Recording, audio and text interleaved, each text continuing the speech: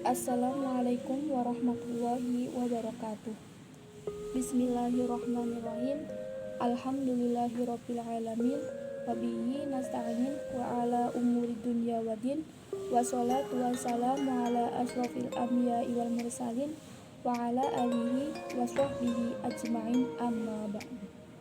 Yang terhormat Ibu Riris Eka Setiani selaku dosen pengampu mata kuliah Psikologi Perkembangan Peserta Didik, serta teman-teman dua bagian IB yang saya hormati, cintai, banggakan. Kami dari kelompok 6 yang beranggota Nisaul Marifah Tri Setianingsih, saya sendiri Nabilah Wanda Hamidah, Amila Muksin, Yuda Marifatul Hidayah.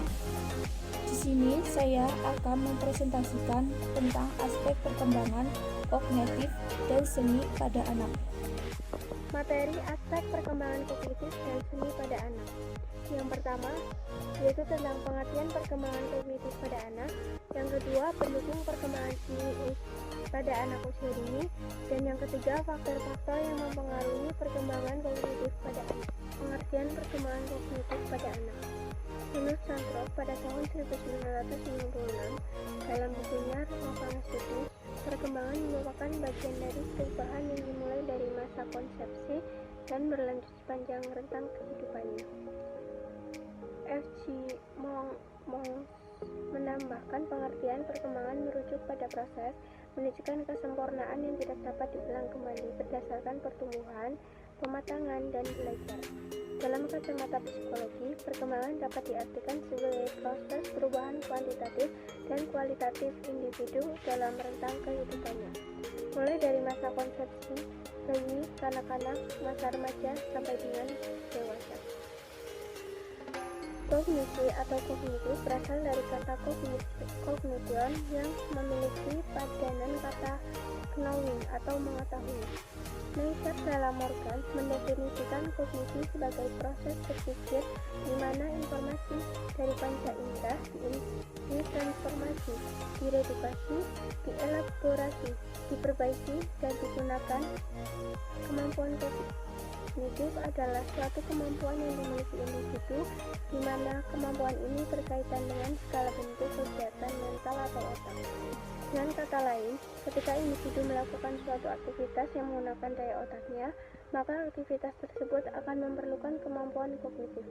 Berdasarkan definisi perkembangan dan kognitif di atas, dapat disimpulkan perkembangan kognitif pada anak adalah perubahan kuantitas atau kualitas diri pada kondisi kemampuan daya otak yang dimiliki oleh anak.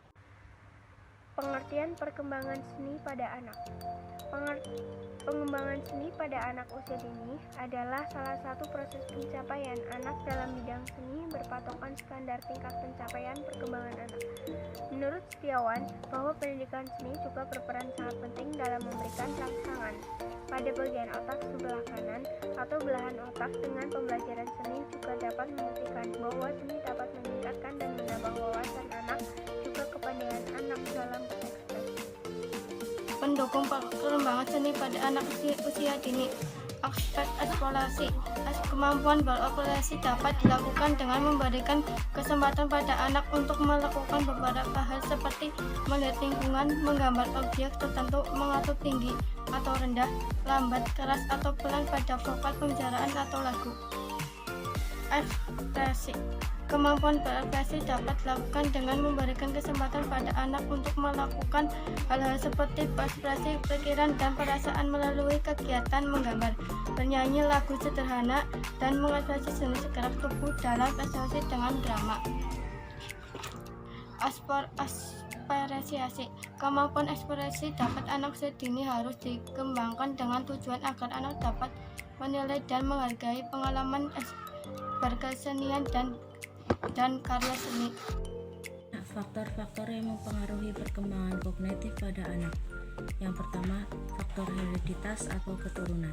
Teori ini berpendapat bahwa manusia lahir sudah membawa potensi-potensi tertentu yang tidak dapat dipengaruhi oleh lingkungan.